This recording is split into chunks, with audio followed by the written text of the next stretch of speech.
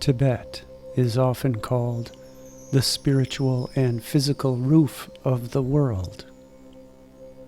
It has been the source of great inspiration to Westerners for over 2 centuries. Tibetan astrology is inextricably bound to Tibetan Buddhism. With few exceptions, the primary practicing astrologers in Tibet have for centuries always been and are today Buddhist monks.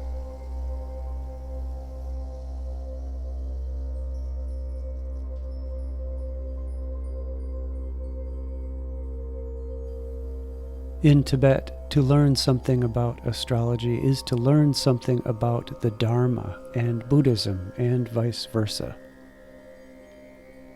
Tibetan Buddhist monks all use astrology.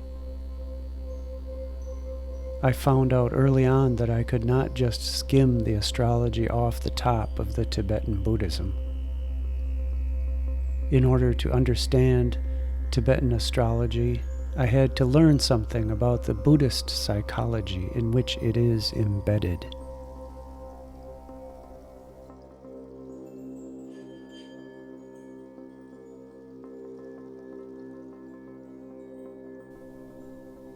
The primary tool for learning astrology in the Tibetan system is not a set of ephemerides or a series of calculations or lots of research in books. Instead, it involves establishing this inner connectivity. Call it insight, intuition, meditation, mind practice, or mind training. Here in the West, learning astrology is often centered on memorizing the various correspondences between terms, like Aries relates to Mars, which relates to the ascendant, which relates to the first house, and so on. If you can't get into learning about astrological correspondences, then you are going to have real difficulty grasping classic Western astrology as it was taught in the 19th and 20th centuries.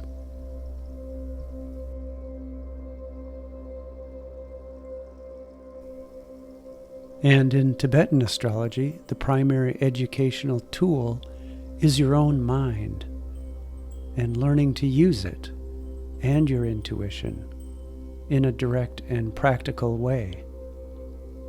Tibetans call this mind practice, or most often just meditation.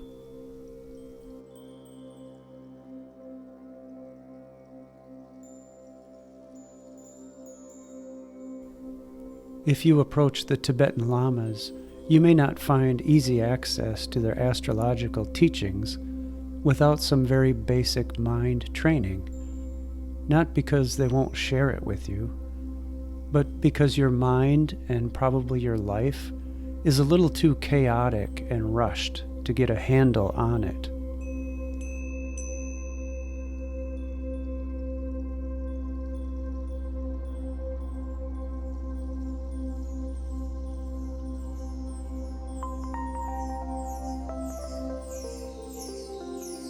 You don't have time for insight,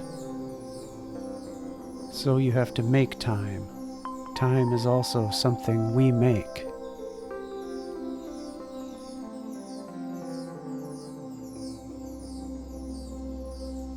Lack of access to the teachings is not because these matters are in any way secret, but rather because we may lack the one essential tool for grasping them: mental awareness and an active intuition.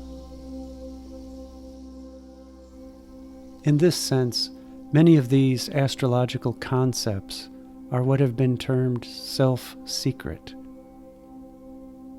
The sheer simplicity, openness, and directness of the subject is closed to us because of our own inherent confusion and complexity, our internal white noise.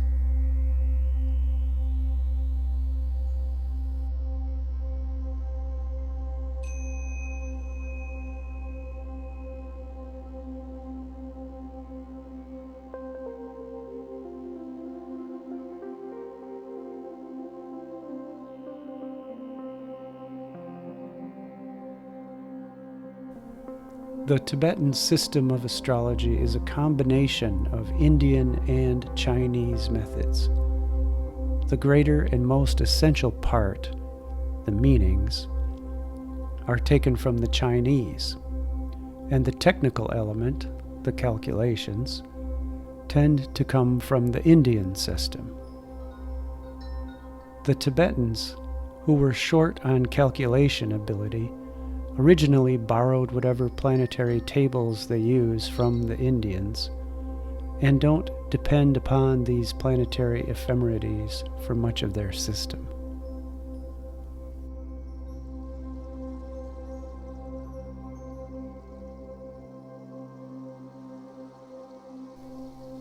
They do make great use of the 12-year cycle of the animal signs, plus the 5-fold elements as used in the various forms of Chinese astrology. Tibetan astrology is lunar-based, with the sun and all the planets taking a secondary position to the moon.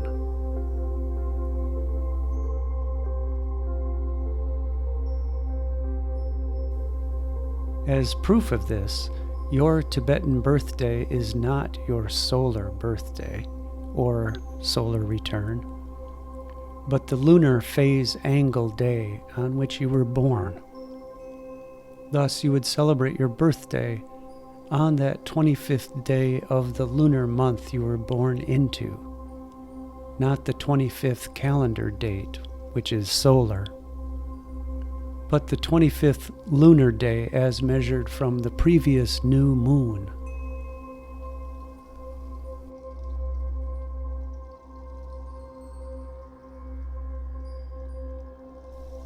The net result of the Tibetan calculation is quite similar in effect to Western methods. The point of any kind of astrology is to provide some kind of personal direction, perhaps to establish a dialogue between the individual and the cosmos, as an oracle. Astrology is a complex oracle.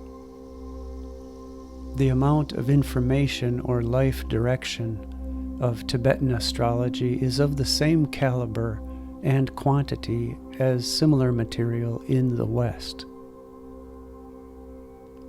The chief exception to this is the use of the lunar cycle in day-to-day life. It is here that the Tibetan system excels and has a great deal to offer Westerners. Although few high lamas that I have met make much use of the cycle of the animal signs and elements, they all seem to depend on the cycle of the lunar days for creating their practice and their teaching calendars.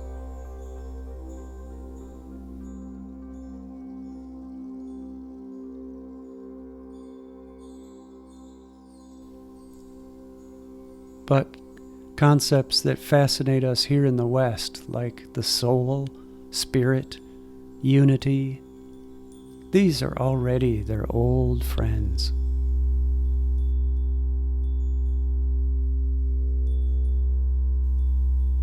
There is no point in hinting to a Tibetan or to a Hindu that consciousness may extend beyond this life, or that he or she is somehow one with creative forces. That for them is already a given, a fact upon which they have depended all their lives.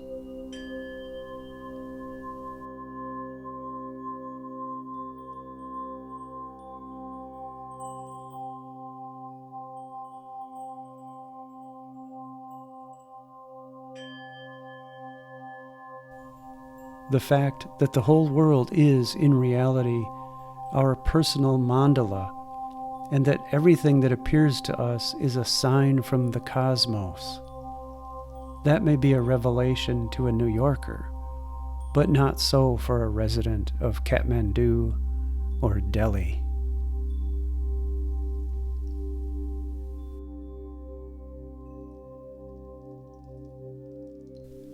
The psychological crib out of which we Westerners are just learning to climb when it comes to the mind, and the continuity of consciousness, all that these thoughts suggest, this is all old news in China, India, Tibet, and most of Asia.